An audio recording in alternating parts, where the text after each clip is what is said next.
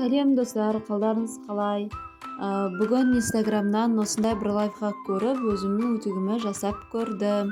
Егер де үтіктеріңіз осындай менікіндей қап-қара болып, кір болып кетсе, бір парацетамолды осылай пинцетке қысып алып, ысып алсаңыздар, кірі деген ериді екен.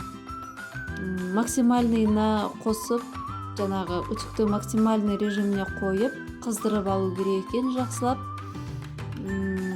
Осылай ысып алдым. Менде 2 парацетамол кетті. Осындай майда-майда тесіктерін ухачистомен тазалап алдым. Ватный дискпен осылай тез-тез сүртіп алу керек. Әйтпесе қайтадан жабысып қалады. Не болмаса жабыспайтын матамен де сүртіп алуға да болады. Осылай мінеке қана қап-қара болды, қазір ағарып тазарып қалды.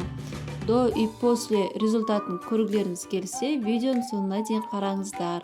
Қолдарыңызды күйдіріп алмай, мен сияқты осылай тез-тез сүртіп алу керек. Осы лайфхак маған қатты ұнады.